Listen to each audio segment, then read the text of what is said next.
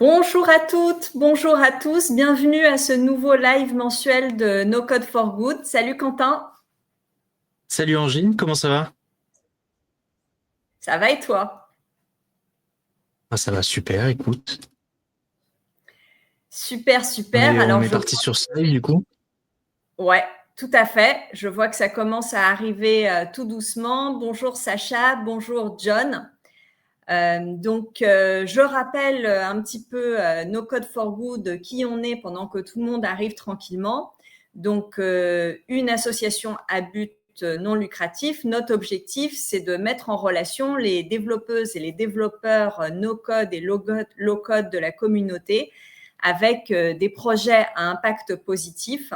Et donc, tous les mois, on vient ici pendant ce live pour raconter un peu qu'est-ce qu'on a pu faire pour eux ou qu'est-ce qu'on pourrait faire pour eux. Ça va être le cas aujourd'hui puisque on a beaucoup de chance de pouvoir accueillir Élise de Tarabiscoté qui va nous parler de Coda, un outil qui est pas très bien connu et qui a vraiment son utilité, qui mérite à être mieux connu.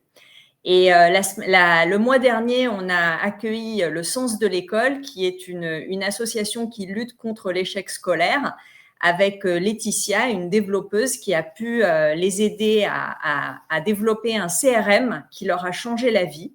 Voilà, pour donner un exemple des missions qu'on peut faire avancer grâce à la plateforme No Code for Good. Donc pour ceux qui la connaissent pas déjà, je vous invite vraiment à aller sur notre site et à vous inscrire si vous êtes développeuse ou développeur, ou à proposer une mission si vous êtes une association ou une structure de l'ESS, ou si vous êtes simplement une personne avec un projet qui a un objectif social, sociétal ou environnemental.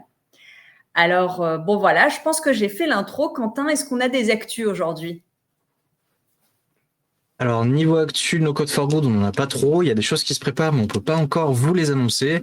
Mais par contre, niveau No Code France, il y a bien sûr la grande journée qui arrive le 12 novembre. Ça va se passer à Paris. La billetterie est ouverte et on mettra le lien et en général tous les liens qui sont intéressants pour vous, que vous avez entendu dans ce live, vous le retrouverez dans le Bentomi qu'on va vous mettre dans le chat très bientôt. Et au programme, du coup, va y avoir des démonstrations, des tables rondes, des ateliers pratiques, un village pour échanger, des stands, dont celui de No Code for Good. On sera présent toute la journée. Et d'ailleurs, si jamais vous avez envie de venir épauler au stand, de venir aider à présenter ce qu'est No Code for Good, ou même de discuter avec nous, vous pourrez le faire sur place. Voilà, je pense qu'on est bon sur les actus. Angeline, si tu as quelque chose à compléter. Non, vraiment, juste en remettre une couche là-dessus. N'hésitez pas à venir nous voir sur le stand de No Code for Good. Et puis aussi, si vous avez envie de nous aider à l'animer, ça sera avec plaisir. C'est vraiment une super occasion pour nous, la grande journée de No Code France, de faire connaître No Code for Good et de parler un peu de tout ce que ça peut apporter, en fait, de participer à des projets en tant que développeuse ou développeur. Voilà pour ça. Du coup, on va pouvoir plonger dans notre sujet du jour avec Élise. Hello Élise. Bonjour à tous. Comment vas-tu? Mais ça va moi.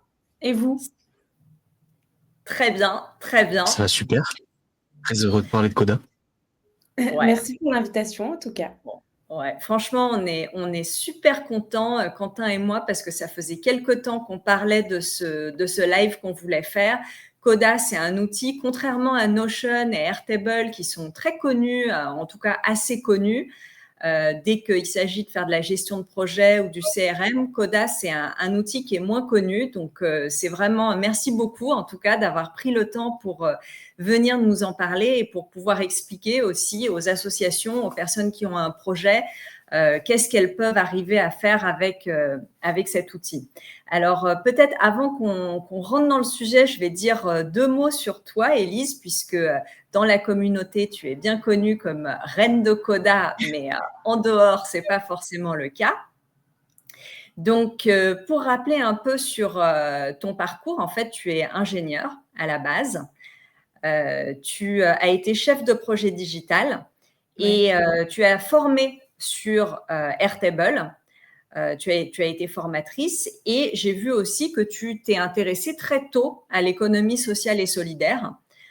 Donc, c'est quand même des cas d'usage que tu connais, sur lesquels tu as travaillé. Donc, ça va être vraiment chouette. Tu vas pouvoir nous en parler. Mais est-ce que tu veux nous dire d'abord en 2 mots peut-être comment tu es arrivée au no-code?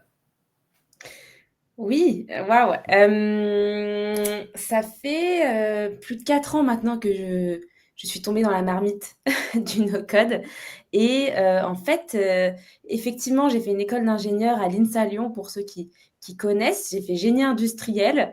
Il y a beaucoup de profils industriels dans la communauté no-code, donc c'est marrant de voir que voilà, on est nombreux à avoir basculé du côté process, on va dire physique, optimisation des process logistiques, industriels, à finalement les process numériques. Enfin, c'est très lié de toute façon. Et c'est durant mon stage de fin d'études au Pavé, une start-up parisienne qui fabrique des matériaux d'éco-construction à partir de déchets plastiques. Donc, l'ESS, ça a commencé, ça a commencé dès ce moment-là. Et donc, c'est chez eux que j'ai découvert l'univers no-code, Airtable, Make, Zapier, pas longtemps après aussi Softer. Et voilà, et de fil en aiguille, j'ai rencontré Julien Mottet et tous les membres de la communauté No Code France. Et, euh, et voilà, je ne suis plus, je ne suis plus partie de la communauté. Super, super. Et alors du coup, Coda, comment est-ce que tu arrives à Coda? Puisque comme on disait, c'est pas un des outils qui est le plus connu. Quand on commence à s'intéresser au no-code, on tombe très vite sur des outils d'automatisation comme tu as cité, Make, Zapier, ou sur des outils qui permettent un peu de tout faire comme Notion, mais pas forcément sur Coda. Comment est-ce que toi, tu as découvert cet outil-là? Alors oui, comme tout le monde, on va dire, j'utilisais Airtable et Airtable pardon, et Notion au départ, que ce soit auprès de mes clients qui avaient parfois déjà Notion et qui étaient très intéressés par Airtable, ou que ce soit pour moi gérer mon activité ou même gérer l'activité de la chaise à bascule, donc le collectif engagé, enfin de développeurs no-code engagés que j'avais créé.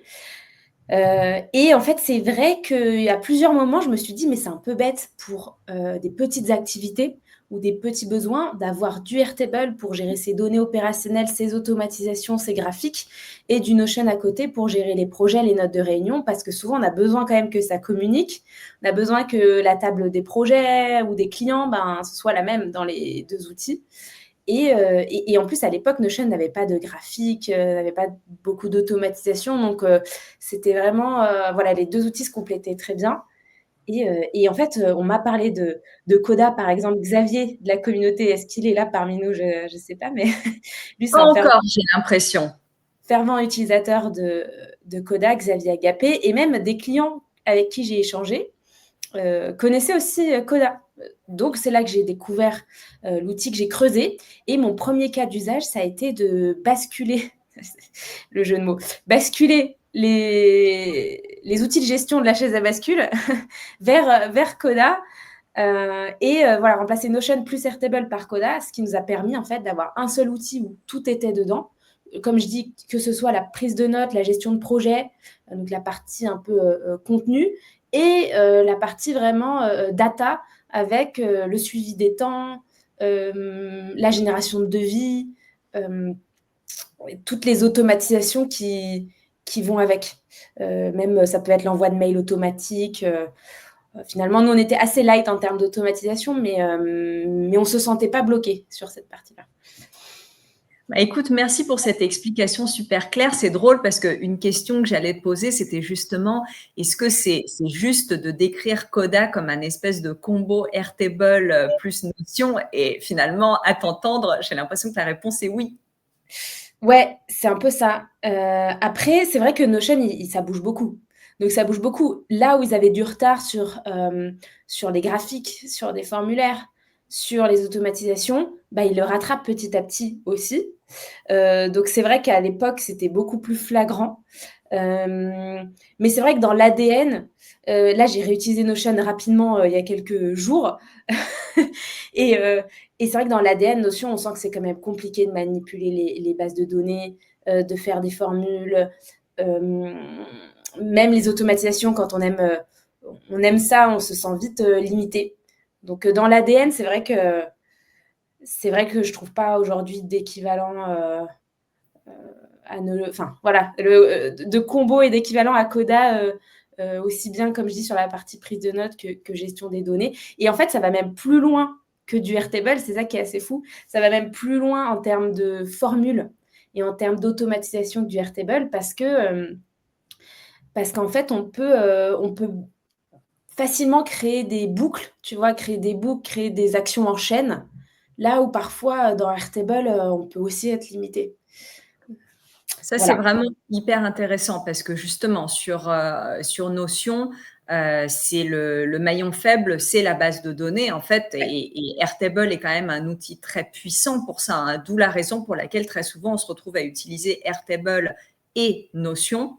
Donc du coup, c'est vraiment intéressant de savoir ça, que Coda a cette force qui est ces bases de données, ces fonctionnalités de bases de données qui sont très bien faites et qui sont même, d'après ce que tu nous dis, parfois plus avancées que Airtable. Alors, on va aller voir ça dans le détail parce que tu nous as préparé deux livrables, si je puis dire, hyper pertinents pour aujourd'hui. Donc, je les annonce tout de suite parce qu'on va avoir vraiment de quoi faire pendant jusqu'à 14 heures. On va d'abord voir un template que tu as préparé, donc en fait que tu as et que tu donnes gratuitement aux associations, aux structures, aux projets. Donc je pense que ça serait vraiment intéressant qu'on commence par regarder un peu ce template que tu nous présentes. Et ensuite, on ira sur un comparatif Notion Coda, où là, tu vas pouvoir vraiment nous montrer un peu les différences et on regardera évidemment dans l'outil qu'est-ce que ça donne. Donc, ça, c'est notre programme qui va être assez dense et je te remercie encore, Élise, d'avoir fait ce travail de préparation. Peut-être juste deux petites questions avant qu'on rentre dans le dur. La première chose, c'est est-ce que toi, tu as une hypothèse de pourquoi Coda finalement reste un outil plus connu des initiés, comme tu le dis. C'est une fois que tu rentres un peu dans la communauté avec des personnes qui s'y connaissent dans les outils qu'on en entend très vite parler. Mais bizarrement, ça n'arrive pas comme ça jusqu'au grand public et notamment jusqu'aux utilisatrices et aux utilisateurs. Est-ce que tu as une hypothèse là-dessus ? Oui, alors c'est vrai que c'est pas une question facile, mais voilà, je sais que Coda se concentrait jusqu'à présent beaucoup sur le marché américain et anglophone. Donc pour eux, la priorité, c'était ça. C'était de percer, de s'installer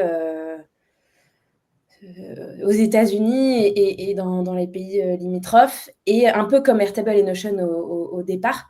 Mais c'est vrai que voilà, très, très vite, là, ces dernières années, on a vu qu'Airtable Notion commence à mettre, comment dire, à mettre à disposition de nouvelles langues, même ont des bureaux en Europe. Et voilà, Coda, ils ne sont pas encore à ce stade. Mais là, ça bouge récemment parce qu'on voit que désormais, on peut, tu vois, les devises, l'euro qui était avant le chiffre, on peut enfin le mettre, tu vois, à la fin, on peut enfin personnaliser beaucoup plus les devises, les paramètres de date, de région. Donc ça, c'est des bons indicateurs pour dire que peut-être bientôt, il y aura des langues, d'autres langues disponibles, et que Coda fait un pas vers l'international. Et aussi, comment dire, c'est pas des marketeurs, c'est beaucoup moins des marketeurs chez Coda. Donc Notion, ils sont très forts sur le côté marketing. Ils ont percé en ayant un plan gratuit très généreux, en misant tout sur le marketing. Même on voyait à un moment beaucoup de gens avec comment dire, leur avatar Notion. Donc il y a plein de coups de communication, de marketing assez forts. Et Coda, eux, ils sont allés beaucoup plus lentement.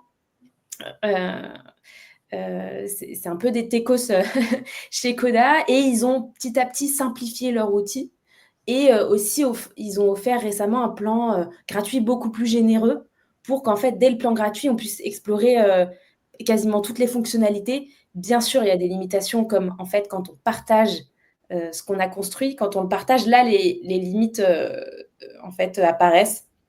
Mais si on reste tout seul sur notre espace, on peut explorer tout, quasiment tout. Super. Et donc voilà, donc ça commence à évoluer, mais ils étaient plus timides sur la partie, comme je dis, marketing que Notion. Et le fait qu'il se soit fait acquérir par Grammarly, Est-ce que tu vois des évolutions venir de ce côté-là, et notamment par rapport à ce qu'ils peuvent préparer du côté de l'IA? Ouais, ben, c'est vrai que en fait, cette année, elle a été assez calme côté nouveauté, Coda. Il y a eu pas mal de petites améliorations, voilà, de certains, comment dire? En termes d'UX, d'UI, mais il n'y a pas eu des gros, des grosses, sorties de fonctionnalités. Pourquoi? Parce qu'effectivement, ils s'occupent de fusionner, Coda avec Grammarly. Coda, c'est environ 200 employés. Grammarly, c'était 1 000 ou 2 000, peut-être 2 000. Donc, et Grammarly, effectivement, leur vraie force, c'est la partie IA, et ils nous préparent, oui, du lourd, côté IA, mais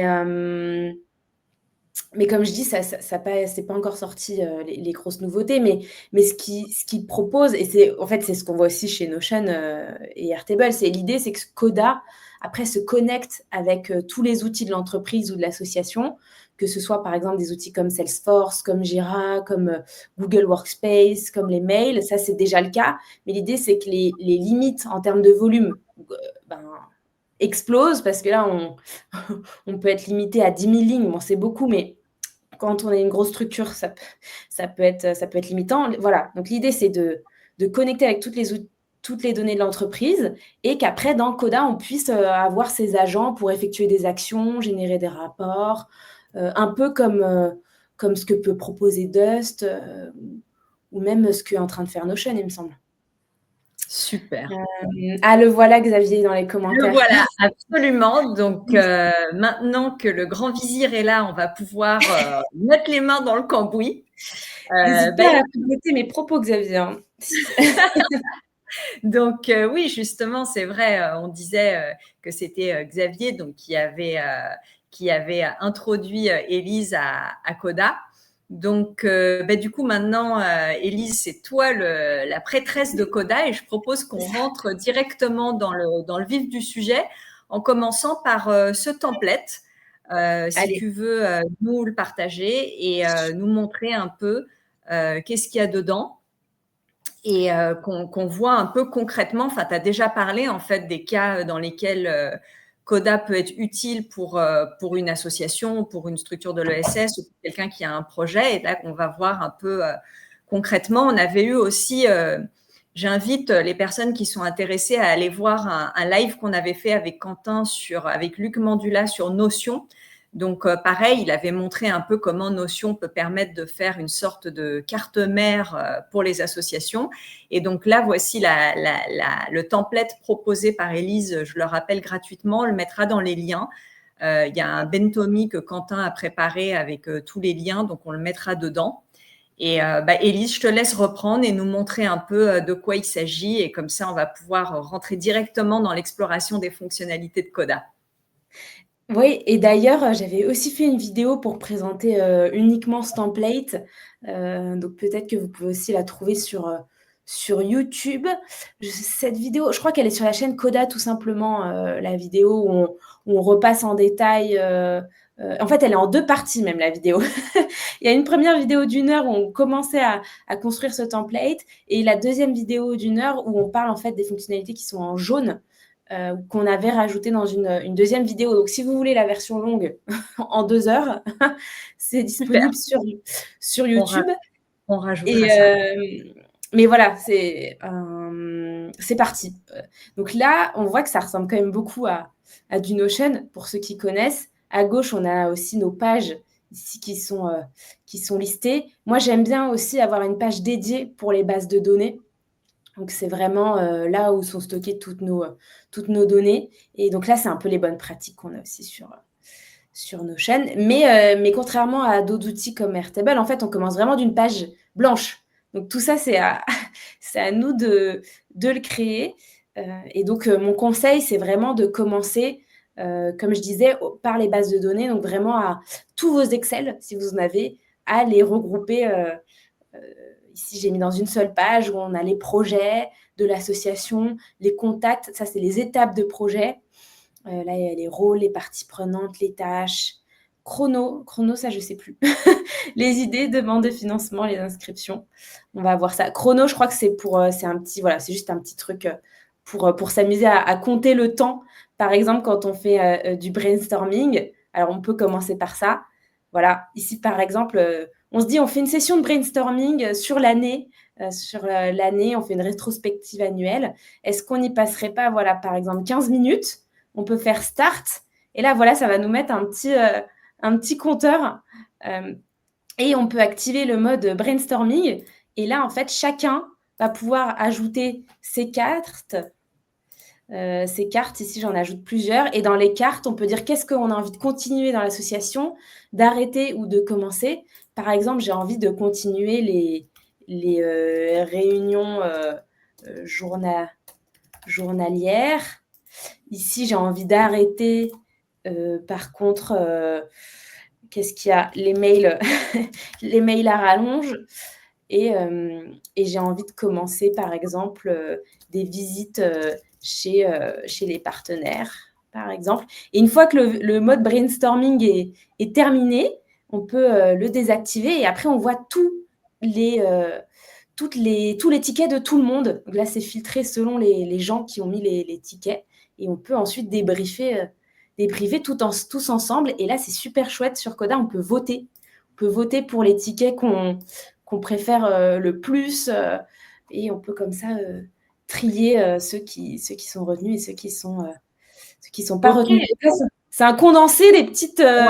Ça, c'est super intéressant parce que j'ai pas du tout connaissance. Alors, on a Marion qui est là avec nous. Marion, je compte sur toi pour crier si on dit des bêtises sur Notion, mais il me semble pas du tout que ce genre de fonctionnalité existe dans Notion.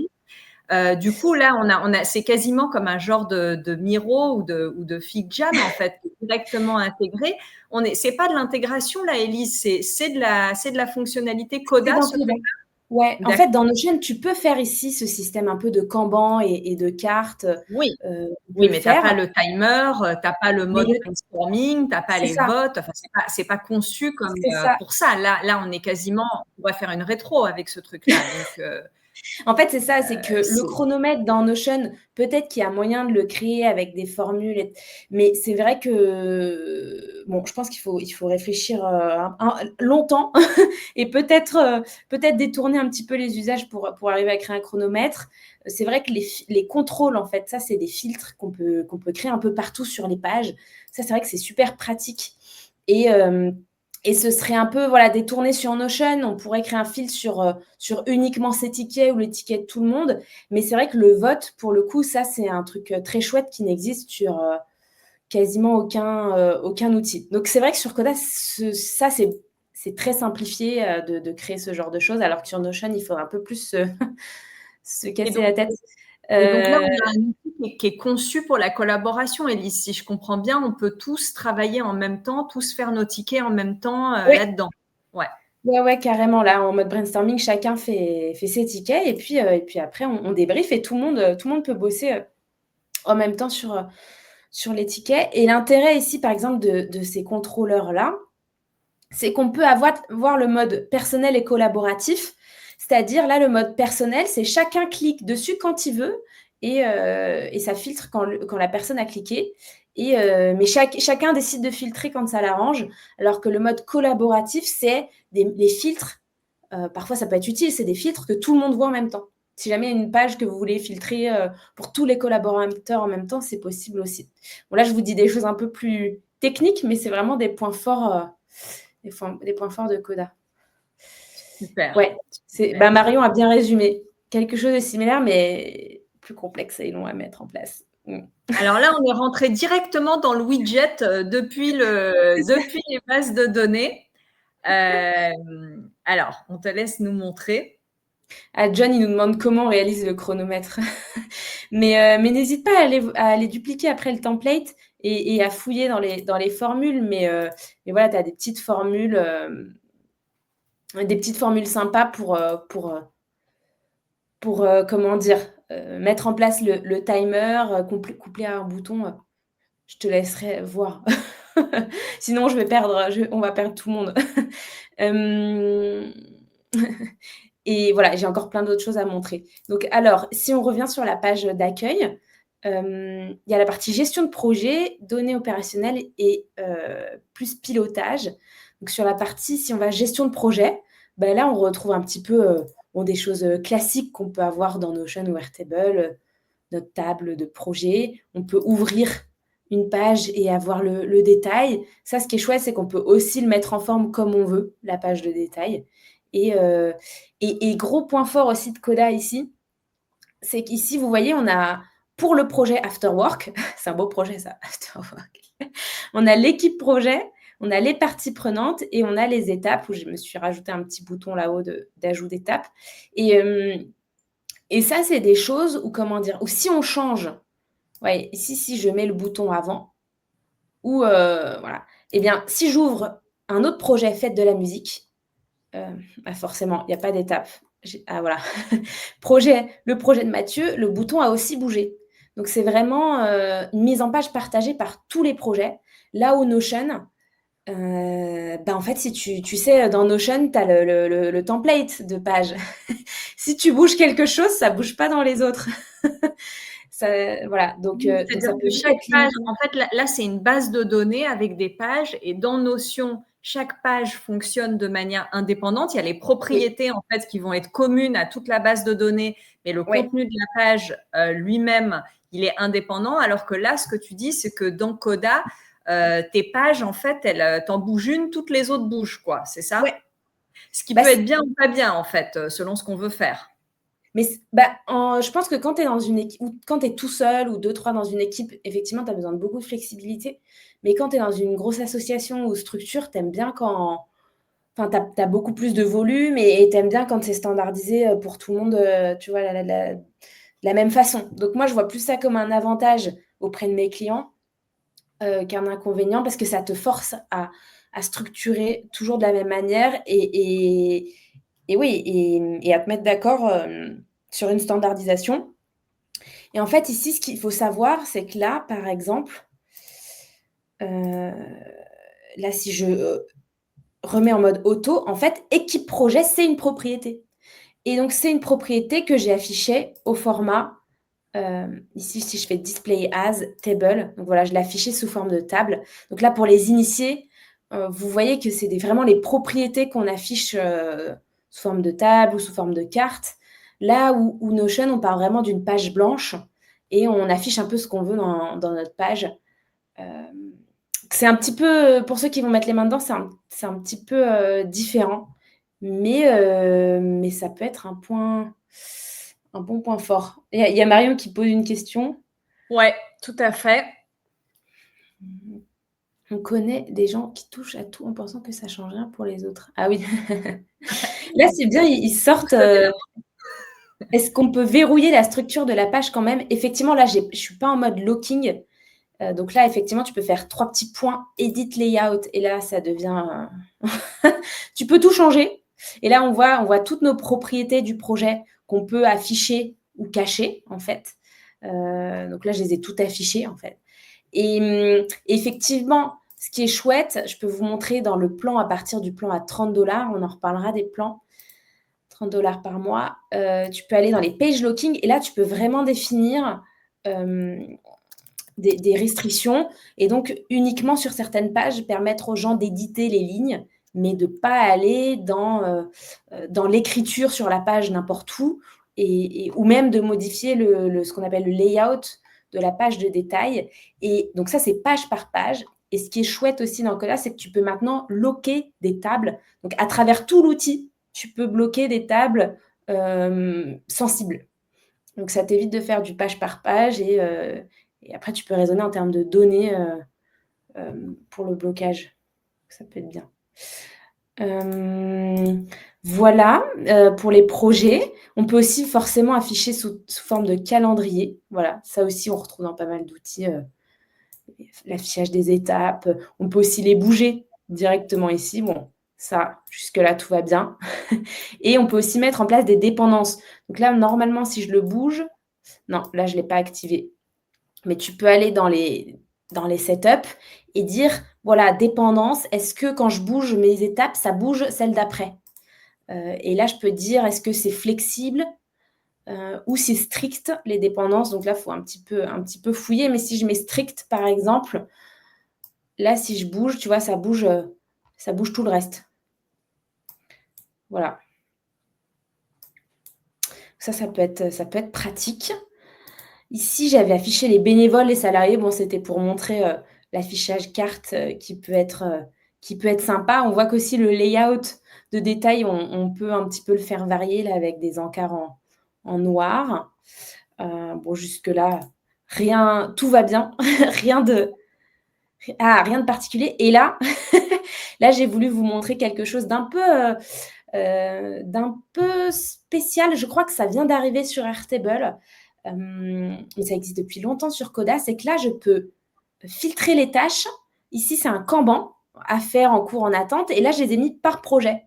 Donc, je peux comme ça avoir un groupe à gauche par projet et mon Kanban pour chaque projet, tout dans la même page. Et puis là-haut, je me suis créé un petit filtre où j'ai que mes tâches. Bon, forcément, là, j'ai changé de compte entre-temps, donc j'ai aucune tâche qui s'affiche. Mais et la vraie force aussi de Coda, vous voyez, j'ai mis en forme, là, j'ai mis en bleu, ici en jaune. Donc, on peut aussi faire de la mise en forme conditionnelle. Donc là, je vais dans les options. Vous voyez, selon le statut, j'ai coloré en bleu, en jaune, en rose. On peut aller assez loin dans le paramétrage des couleurs.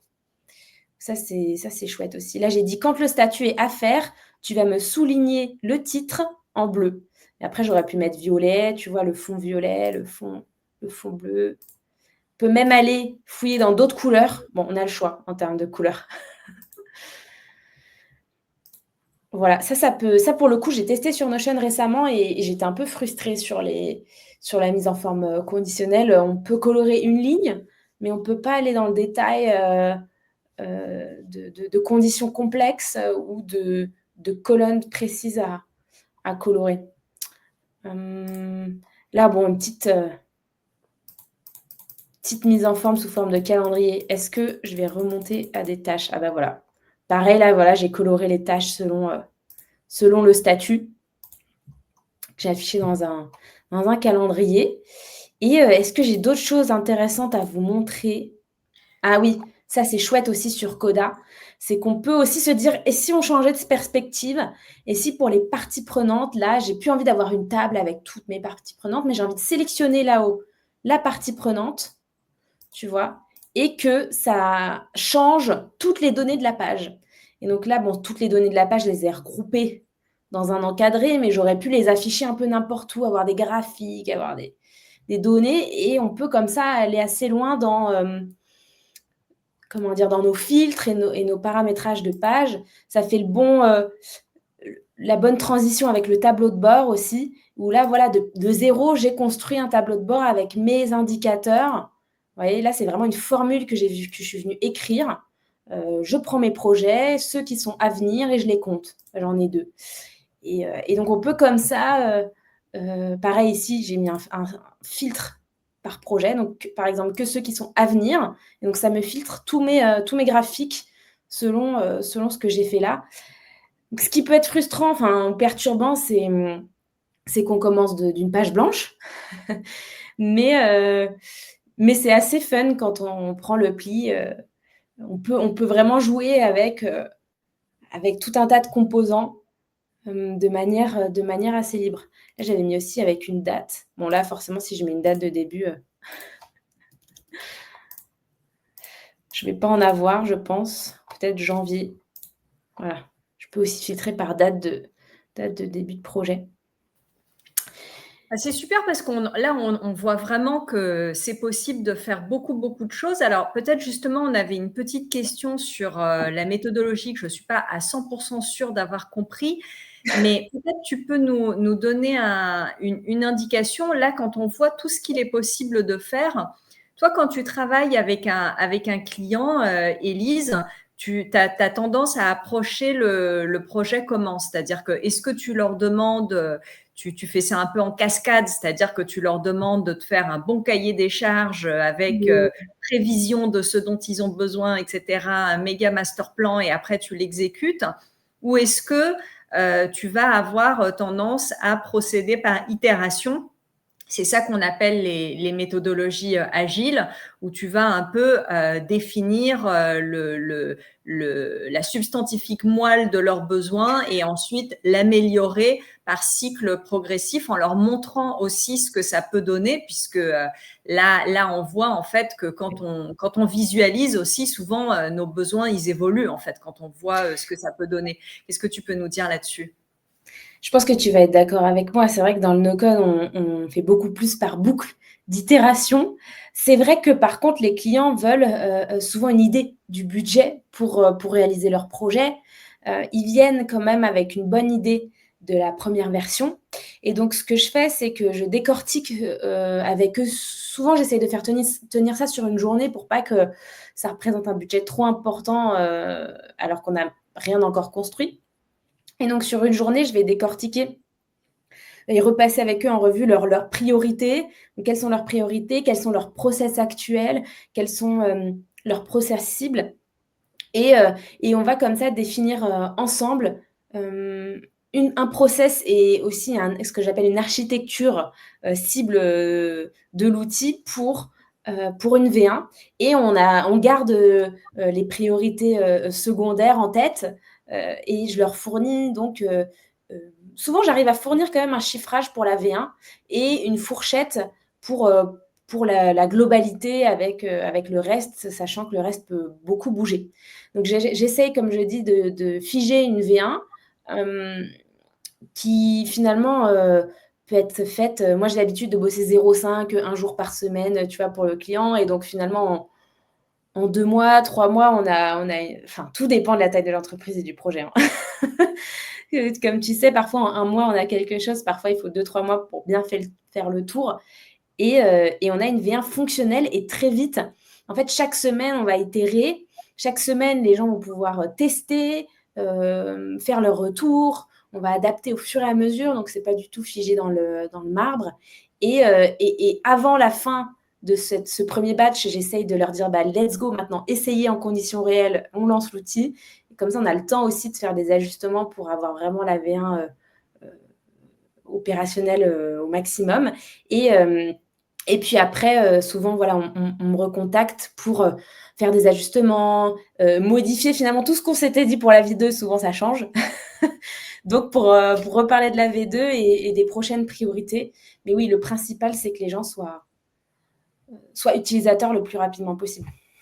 Super. Écoute, merci beaucoup pour ce partage sur les bonnes pratiques. Du coup, ce que je te propose là, c'est qu'on aille sur ton comparatif parce qu'il ne reste que 20 minutes et là, tu as fait vraiment un outil qui est intéressant pour nous tous. Donc, allons voir un peu qu'est-ce qu'on peut faire dans Coda par rapport à Notion. Et on mettra le lien là vers ce template parce que je pense que c'est vraiment un outil qui peut être extrêmement utile pour des projets. Et puis, pour nous, buildeuses et builders, je pense qu'on aura aussi envie d'aller jouer avec. Ouais, vous avez de quoi faire là. Vous avez de quoi faire. Je l'avais co-construit aussi avec quelqu'un qui est proche des associations. Donc, on avait vraiment essayé de remettre tous les enjeux, tout le wording des assos. Et n'hésitez pas à aller voir toutes les autres pages dont j'ai pas parlé et les vidéos, comme je disais, sur YouTube où on reparle encore de long en large et en travers. Et alors, oui, le fameux comparatif. Donc, c'est chouette parce qu'on a déjà parlé dans les grandes lignes. Donc, ce sera finalement un bon résumé de ce qu'on s'il s'est dit. Pareil, vous allez le partager, le comparatif, je pense. N'hésitez pas à le partager. C'est cadeau. Et puis, s'il y en a des initiés parmi vous là, qui voient que certaines choses ont bougé et que c'est plus accurate, n'hésitez pas à nous le dire parce que ça bouge de semaine en semaine. Bien sûr. Alors, j'ai essayé de faire des catégories, comment dire? J'ai essayé de faire les catégories les plus pertinentes. J'ai mixé plusieurs comparatifs et aussi ce que moi, souvent, on vient me demander par rapport à Coda et Notion. Finalement, sans surprise, là, les notes sont égales parce qu'en fait, je pense que c'est bien représentatif du Coda vs Notion, c'est que ça dépend de pas mal de critères et de vos besoins. Donc, Notion sera le meilleur outil pour certains et puis Coda pour d'autres. Donc, pour moi, c'est pas vraiment qui gagne. Le principal, c'est vraiment de comprendre les spécificités de chacun. Par exemple, pour tout ce qui est bloc, ce qu'on appelle les call-out, Je vais le faire là en bas en même temps. C'est les call-outs, c'est, vous savez, les fameux Encadré. les fameux encadrés comme ça. Ça, les encadrés, tout ce qui est liste, icônes. Bon, les deux proposent les mêmes blocs de texte en général, donc on n'est pas frustré. Le fil d'Ariane, ça vient de sortir sur Coda, donc j'étais fière de le mettre parce qu'avant, ça manquait. Ça manquait sur Coda. Bah, d'ailleurs, j'ai fermé le template, si j'aurais pu vous montrer. Template, il est où? Je viens de le fermer. Est-ce que je peux pas Donc, ce fil d'Ariane, c'est ce qu'on appelle le breadcrumb. C'est ce qui nous permet de savoir où on est, en fait. C'est ça. Voilà, maintenant, il y a le fil d'Ariane, mais ça fait vraiment que quelques semaines qu'il est sorti. Donc ça, c'est chouette. Et même, tu sais, pour revenir en arrière, tu as juste à cliquer là pour revenir. Donc, ça nous manquait. Qu'est-ce qu'ils disent dans les commentaires? Pour moi, Coda vs Notion, c'est du même niveau que chien vs chat. Tout le monde gagne. C'est bien dit. Les formules hors table, c'est ce que je vous ai montré tout à l'heure sur les tableaux de bord. En fait, c'est vraiment, sur Notion, on peut vraiment faire égal et commencer à taper une formule et prendre les données de n'importe où, de n'importe quelle table, de n'importe quelle, j'allais dire page, mais c'est surtout sur les tables.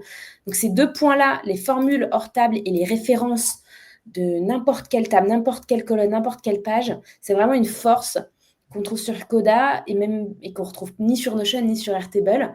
Et pour le coup, je peux être vachement frustrée en accompagnant des clients qui parfois une table une table de prix de référence, ont certaines tables de référence qui sont parfois compliquées à réutiliser quand tu n'as pas de lien, tu vois, en direct. Donc ça, c'est vraiment chouette. Les mises en forme conditionnelles, ça, je vous en ai parlé, mais vous voyez, par exemple, ici, quand je coche, j'ai mis des petites couleurs. Donc ça, c'est vraiment top. On peut même faire des mises en forme graduelles. Par exemple, quand c'est entre 0 et 10, tu colores en rouge foncé, ensuite rouge clair, orange, jaune. Donc, tu peux faire des grades aussi sympathiques. Oui, ça, c'est pas un détail, hein, parce que c'est vrai que sur Notion, on est limité et c'est vraiment tout l'enjeu de rendre l'information visuelle, ce qui, pour certains cas d'usage, peut être déterminant, en fait. Donc là, il y a une vraie possibilité avec Coda de rendre l'information beaucoup plus utile, de la rendre plus parlante grâce à ces possibilités de customisation visuelle. Et là, tu vois, je vais vous montrer, là, par exemple, si je fais un test sur le nombre et que je mets une color scale, ouais, voilà. Là, on voit vraiment que selon le nombre, ça a coloré. Et si je change, tu vois, les nombres, on voit que ça colore vraiment selon le min et le max qu'il a détecté. Ça, c'est vrai que quand on ne l'a pas, il n'y a pas photo, là. Ça peut vite nous manquer, ouais. Marion a dit que sur Notion, ils ont sorti les couleurs conditionnelles, mais j'ai testé il y a quelques jours. J'étais un peu frustrée par les conditions, mais ça va sûrement se complexifier. Et elle dit que c'est pas assez abouti. Et la gestion des droits granulaires, j'ai vu que c'est top. Maintenant, tu peux sur Notion, tu peux donner accès ligne par ligne selon qui est propriétaire de la tâche, par exemple. Ça, tu peux pas encore le faire sur Notion, sur Coda. Ça va arriver, mais il n'y a pas encore cet accès granulaire, sécurisé. Alors, justement, c'est une question que j'allais te poser, Élise, sur les rôles et les permissions, en fait, comment c'est géré dans Coda. Parce que c'est vrai que sur Notion, c'est assez simple, en fait, c'est par page. Pour chaque page, tu peux gérer qui a accès ou pas. Moi, je n'avais pas vu que ça pouvait être encore plus granulaire que ça, y compris à l'intérieur d'une page dans un bloc. Mais en tout cas, comment ça se passe ça dans Coda? Parce que c'est vrai que quand on est une association, on a un projet, c'est quelque chose qui peut être très important. Par exemple, si on a des bénévoles, il peut y avoir l'équipe, il peut y avoir des bénévoles, il peut y avoir des usagers, des bénéficiaires, et tout le monde ne va pas avoir les mêmes accès, quoi. Ça fait la bonne transition avec le blog d'après. J'avais simplement noté que, tu vois, en mode wiki sur Notion, il y a un mode wiki qui n'existe pas, tu vois, sur sur Coda. Et là, ça nous simplifie, en tout cas, ça vous simplifie la vie quand vous voulez créer un wiki. Ça vous paramètre déjà des petites choses. Donc ça, c'est vrai que je l'ai quand même noté que Notion, ils sont très forts pour les wikis. Et que sur Coda, on peut être frustré si on veut que un wiki. Et donc, pour l'accès et les partages, donc effectivement, dans Notion, tu as les fameux blocs synchronisés que tu n'as pas dans Coda. Mais dans Coda, oui, tu as les pages synchronisées. Donc, en fait, Coda, on change un petit peu de philosophie. On n'a pas un seul espace Coda avec des pages dedans. Mais on peut avoir plusieurs ce qu'on appelle doc Coda. Donc, c'est comme si vous aviez plusieurs espaces Notion. Vous pouvez créer plusieurs espaces Coda, plusieurs docs. Vous voyez, là, j'ai un doc pour gérer mes finances, pour gérer ma création de contenu, pour mon perso, pour gérer mon agence. Donc, c'est vraiment un doc comme ça avec ses propres pages. Et donc, si vous avez différents pôles dans l'entreprise, vous pouvez vraiment séparer l'information. Un petit peu comme les équipes, il me semble, dans Notion, mais là, c'est vraiment scindé. Et on peut mettre en place des pages synchronisées entre les docs et des tables synchronisées aussi entre les docs. Donc, vous pouvez comme ça, pour les bénévoles, leur afficher des données de l'association qui sont synchronisées. Ils peuvent interagir dessus, modifier, mais ils n'ont pas du tout accès à tout le reste. Donc, ça permet vraiment de créer des sous-espaces, des sous-espaces pour les bénévoles ou pour, par exemple, les clients. Moi, j'ai aussi comme ça des docs pour chaque client pour collaborer avec eux. Et j'ai filtré que sur leurs tâches, leur suivi de temps, etc. Mais effectivement, ça nécessite de réfléchir un petit peu à la structure. Et bientôt, dans Coda, il y aura aussi encore de grosses évolutions sur ce point de vue-là. Aujourd'hui, donc pour le dire, c'est quand même intéressant. Aujourd'hui, on peut créer des synchronisations entre les docs. C'est vraiment voilà, d'un doc à l'autre. Et bientôt, on aura des tables sous-jacentes qui vont être utilisables dans n'importe quel doc. Et donc, ce sera beaucoup plus fluide à paramétrer. On aura un peu des tables, comment dire, utilisables sans limite un peu où on veut. Et ce sera beaucoup moins casse-tête que les cross-docs à implémenter. Et on pourra filtrer selon les utilisateurs, enfin de manière sécurisée assez finement. Donc, on va aussi dans la bonne voie. Donc, si vous voulez des permissions granulaires, c'est assez fort ce qu'ils font. Faut surveiller ce que fait Notion et Coda en même temps. C'est vrai que les deux sortent pas mal de choses. Et comme je disais, là, on a la fameuse nouveauté de Notion pour les permissions granulaires. Donc, en vrai, ça se joue. On a des intégrations avec des portails comme Softer. Et par contre, le partage d'une page seule dans Coda, ce n'est pas possible. Parce qu'en fait, on raisonne vraiment en doc. Donc, en fait, on va vraiment créer un doc, un espace pour une équipe donnée ou un client donné, et pas forcément une page, mais ça va quand même venir, parce qu'ils savent que tous les gens de Notion sont frustrés. C'est vrai que c'est un énorme avantage de Notion, c'est qu'on peut juste partager une page, quoi. Et même en mettant en public, est-ce qu'avec Coda, est-ce qu'on ne peut pas simplement faire un lien public de consultation sur une seule page? Pour le moment, c'est un lien public sur l'ensemble du doc. Mais c'est dans leur roadmap et ça va arriver là dans les prochains mois. Parce que quand tu as une table, par exemple, de prise de notes et que tu veux partager une note à quelqu'un, bah, c'est vrai que c'est toujours pratique. Donc, aujourd'hui, comme je te dis, moi, je fais des espaces clients où il a toutes ses notes et toutes ses tâches et avec Coda, tu vois. Donc j'ai trouvé d'autres moyens, mais ça va quand même arriver. Parce que l'idée, c'est quand même de simplifier, tu vois, la granularité et de pas la complexifier. Donc, ne vous inquiétez pas, it's coming. En termes d'automatisation et d'IA, je vais vous en parler. Les automatisations, comme je dis, c'est très chouette parce qu'on peut faire des boutons, on peut faire aussi des workflows, des automatisations. Pas besoin, j'ai très peu de make en fait dans les projets où j'ai du Coda, sauf quand c'est des entreprises et des process complexes, mais beaucoup de projets où tout est dans Coda. On a aussi des systèmes de pack, donc d'intégration, mais je vois aussi que Notion se défend bien en termes d'intégration, donc ça se vaut. Ça se vaut. Et puis Fill-Out, malheureusement, là j'avais envie de le dire parce que c'est malheureux, mais on n'a pas encore la possibilité d'avoir Fill-Out en formulaire avec Coda pour l'édition, vous savez, de données. On peut faire remonter nos réponses, mais on ne peut pas encore l'utiliser pour éditer nos infos.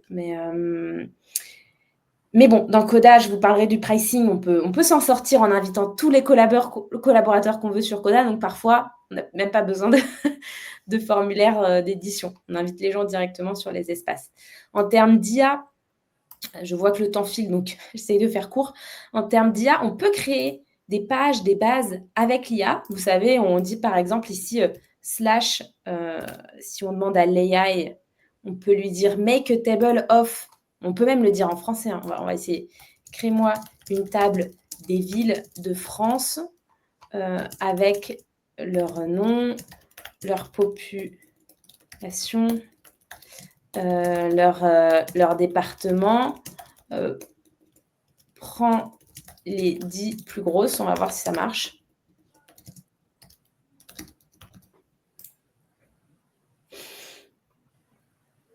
Bon, si ça marche. Ça marche et comme ça, on peut se créer des tables et des pages avec l'IA. J'ai vu que sur Notion, ils sont très forts parce qu'ils ont ajouté un bloc de transcription, de résumé, de réunion. Donc ça c'est super chouette d'avoir directement tout dans Notion et de ne pas avoir un outil tierce. Il n'y a pas encore ça sur Coda. J'ai vu aussi que sur Notion, ils ont la partie création de formules par IA. Tu dis à l'IA, crée-moi une formule pour faire ci ou ça. Ça marche bien. Et il n'y a pas encore ça sur Coda. Mais sur Coda, tu peux, avec les systèmes de packs d'intégration, tu peux comme ça envoyer des prompts à Mistral, à OpenAI, à pas mal d'IA pour pimper tes tables et les outils que tu as créés. Ça, c'est des donc là, j'avoue que intégrations. c'est très fort. Comment ? Ça, c'est des intégrations. Ce que tu disais là, quand tu fais appel à un LLM pour pimper, comment ça marche ça ?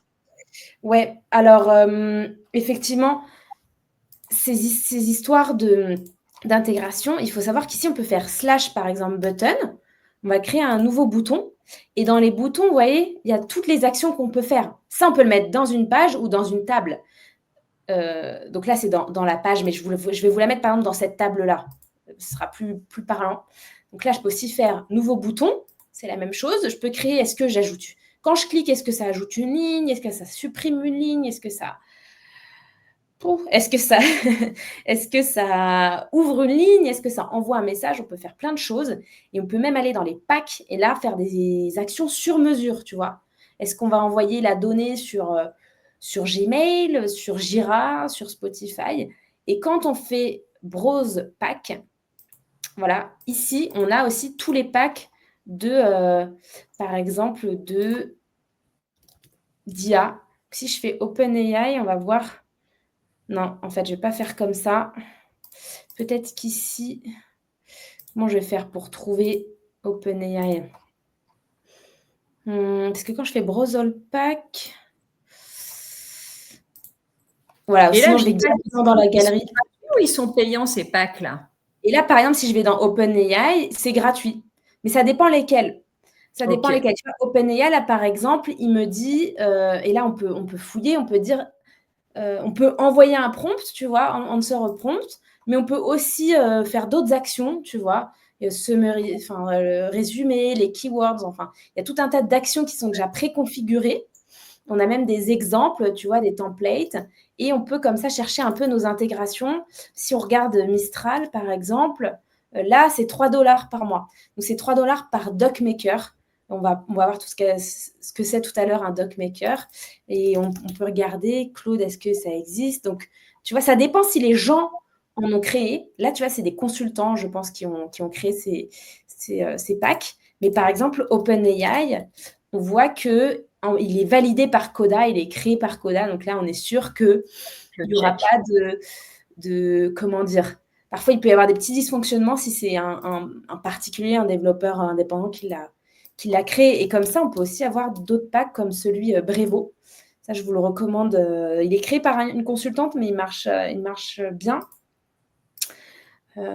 Et donc, en fait, les possibilités sont assez illimitées en termes d'intégration IA ou pas IA. Et il y a même des entreprises qui créent leur propre pack. En fait, ça veut dire que pour leurs employés, ils vont mettre à disposition un pack qui va leur permettre d'interroger tel ou tel outil qu'ils utilisent. Parfois, ça peut être des outils maison. Donc, tu peux créer tes packs avec tes outils maison. Très Pour intéressant. faire remonter les données de ta base de données maison, tu vois, dans Coda. C'est notamment le cas de, comment il s'appelle, de Musix Match. J'avais fait une vidéo avec Musix Match qui était là d'ailleurs à la No Code Week. Et eux, ils ont créé leur pack maison pour faire remonter tout ce qui est paroles de musique. En fait, ils gèrent les paroles de musique dans leur outil Coda. Voilà. Très intéressant. Là, c'est vrai qu'on est sur... c'est toute la beauté d'un outil no-code, là, ce que tu viens d'expliquer. Ouais. Je pense qu'on va devoir conclure sur le pricing, Élise, parce qu'on arrive au bout de notre temps. C'est ça. De toute façon, c'était rapide, c'était les langues, pour dire qu'il n'y a pas encore le français et qu'il n'y a pas encore d'application bureau. Donc, je vous recommande d'utiliser plutôt sur le navigateur Coda plutôt que d'essayer d'utiliser l'application mobile sur votre Mac ou votre Windows. Ça ne va pas le faire. Et pour le prix, c'est ça qui est incroyable et la vraie force de Coda pour les assos, c'est que vous payez que pour les docmakers, donc les administrateurs. Pareil pour les packs. Je vous recommande le plan Team. C'est le plan où on peut locker les pages, où on peut gérer la granularité d'accès. Et si on compare avec le plan aussi qui permet la granularité d'accès dans Notion, on voit que bon, il n'y a pas photo, c'est que pour 50 personnes, on doit prendre 50 licences de Notion, alors que dans Coda, on peut en avoir 2-3. Et les restes sont... les autres personnes peuvent éditer sans devoir payer. Voilà. Mais est-ce qu'on a vraiment besoin de prendre 50 personnes dans Notion? Parce que finalement, Notion, on peut donner aux invités des droits quasiment complets d'édition, etc. Donc, en fait, c'est vrai que ça, c'est un peu... à voir. Je sais qu'ils limitent les invités Notion de plus en plus et qu'il y a certaines entreprises qui se font en tout cas épingler quant à des emails, tu vois, similaires. Normalement, les invités, tu n'es pas censé avoir les noms de domaine d'emails similaires. C'est censé chacun utiliser ton propre mail. Donc, tu peux te faire épingler par Notion si tu invites toute ton entreprise en invité. Mais si c'est vraiment pour des invités avec d'autres adresses email, tu vois, d'autres domaines, il n'y a pas de problème. Mais Marion, elle dit, tout à fait. Tu peux avoir 250 invités qui ont les mêmes droits. Bon, je sais qu'il y a des potes qui se sont fait épingler parce qu'ils invitaient tout le monde en invité, mais bon, effectivement, peut-être que tu peux. Point à vérifier, à investiguer. En tout cas, clairement, je pense que quand on est, par exemple, sur une dizaine de personnes, chacun vient avec son petit Gmail où il n'y a aucun problème. Et c'est vrai que cette possibilité d'inviter les gens en leur donnant des droits d'édition complets, ça permet de profiter de toutes les fonctions collaboratives de Notion. Alors, bon, il n'y a pas tout ce qu'on a vu aujourd'hui, il n'y a pas, hein, donc... mais à un prix quand même défiant un peu toute concurrence, quoi.